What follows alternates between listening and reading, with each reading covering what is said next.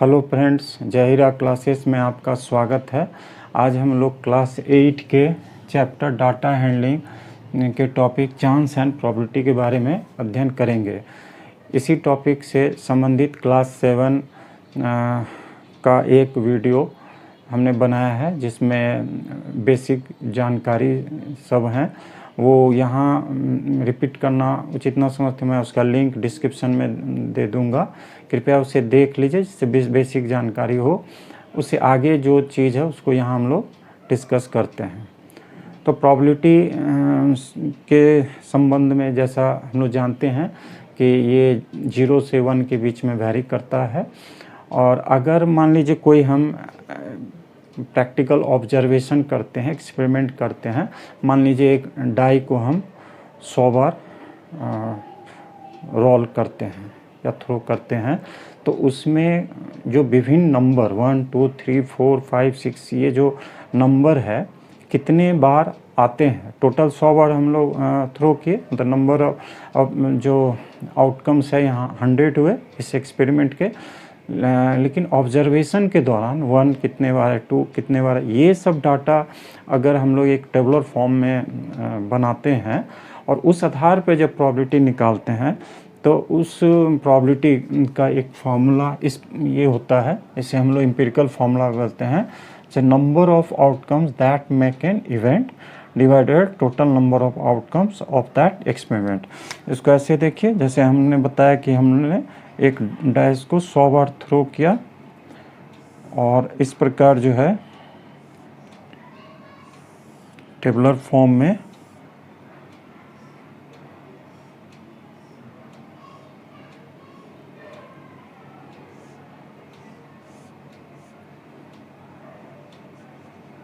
Outcomes यहाँ लिख दिया अगर, और नंबर ऑफ टाइम्स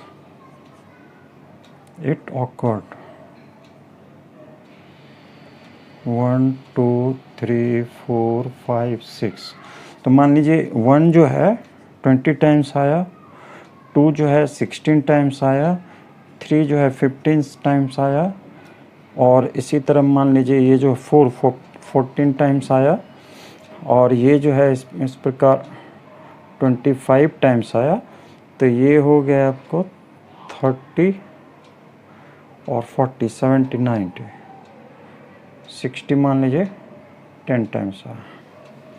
तो ये जो टेबल ऑब्जर्वेशन हुआ, इस आधार पे अगर हमसे पूछा जाए कि 3 जो नंबर डाइस के थ्रो करने पे आया इस एक्सपेरिमेंट में, उसका प्रोबेबिलिटी क्या हुआ, तो प्रोबेबिलिटी ऑफ ऑकरिंग 3, ये क्या हो गया कि ये कितने बार आए हैं, 15 बार। Number of outcome that make an event, यहाँ इवेंट मेरा क्या है, नंबर 3 आने का, और टोटल नंबर ऑफ इवेंट्स वो 100 है।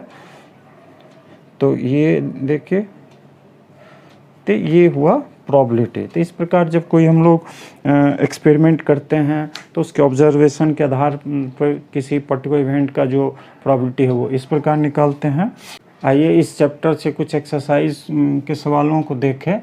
तो इसमें एक्सरसाइज 5.3 में क्वेश्चन 2 है कि when a dice is throne list the outcomes of an event of getting a prime number, not a prime number, a number greater than 5, and a number not greater than 5।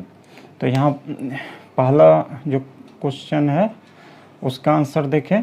तो हम जब dice को throw करते हैं तो हमें उसका क्या आउटकम्स मिलते हैं, 1 2 3 4 5 और 6। यहाँ जो है हमारा फेवरेबल आउटकम क्या, मतलब क्या चाह रहे हैं, एक प्राइम नंबर। तो इस आउटकम में प्राइम नंबर कौन कौन है, 2 3 और 5। इसी तरह देखिए बी में क्या क्वेश्चन है, नॉट ए प्राइम नंबर। तो प्राइम नंबर कौन सब नहीं है, 1 4 और 6। उसी प्रकार देखिए इसमें है ए नंबर ग्रेटर देन 5, इसमें आउटकम हमारा क्या है ग्रेटर देन 5 में, 6। और इसका जो है दूसरा क्या पूछ रहा है, ए नंबर नॉट ग्रेटर देन 5, तो इसमें 1 2 3 4 5 ये सब आउटकम्स होंगे। अब इसी एक्सरसाइज में क्वेश्चन 3 में जो है यहाँ जो भी आउटकम्स हैं इसका प्रोबेबिलिटी पूछा गया है। तो 6 में देखिए, ये जो इसका 6 क्वेश्चन है, तो probability of getting a prime number जो है ये क्या होगा, here number of favourable outcomes are 3, या इसको ऐसे लिख जाए, आउटकम्स इज इक्वल टू 3,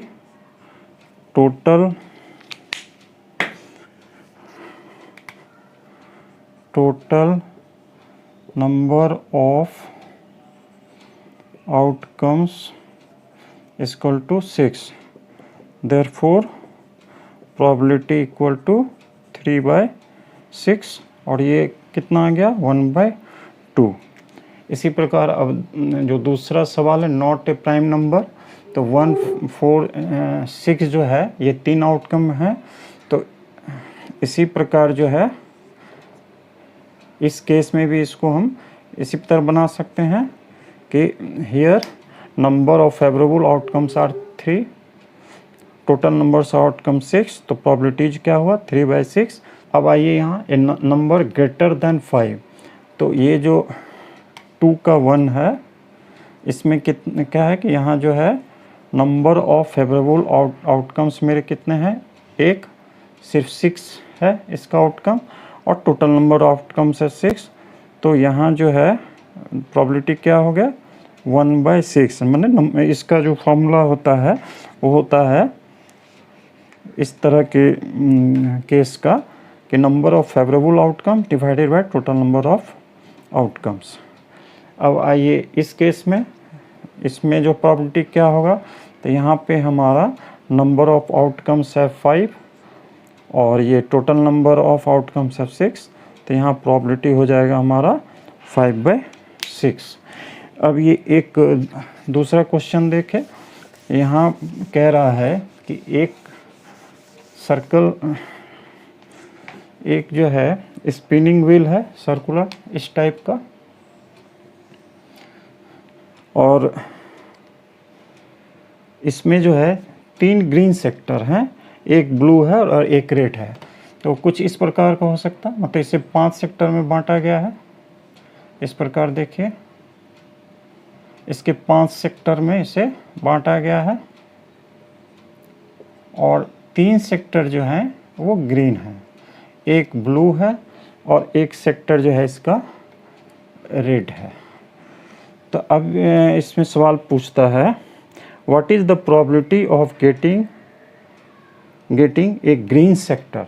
तो यहाँ क्या देखिए, ये जो सवाल है, यहाँ जो है नंबर, अगर ये स्पिनिंग व्हील को रोटेट किया जाए और वो स्थिर रहता है तो पॉइंटर किसी से एक सेक्टर पे आएगा, तो यहाँ टोटल सेक्टर है 5, तो कोई भी सेक्टर आ सकता है। तो नंबर ऑफ टोटल आउटकम्स जो है यहाँ पे वो है 5। अब इसमें देखिए ग्रीन सेक्टर जो है 3 सेक्टर में है, तो ग्रीन जो है सेक्टर आने की जो संभावना है फेवरेबल वो कितना है 3। The number of favourable here, number of favourable outcomes is equal to 3, therefore probability equal to 3/5। इस प्रकार हुआ। और इसी में जो है देखिए फिर एक सवाल पूछता, ये तो इसका पहला का हाँ एक सवाल का जवाब हुआ। इसमें आगे पूछता है कि what is the probability of getting a non blue sector. तो नॉन ब्लू सेक्टर कितने हैं 4, ब्लू एक ही सेक्टर है, तो नॉन ब्लू सेक्टर कितना हुआ तो यहाँ देखिए कि जो नॉन ब्लू सेक्टर है 4 हैं, तो number of outcomes of getting non blue sector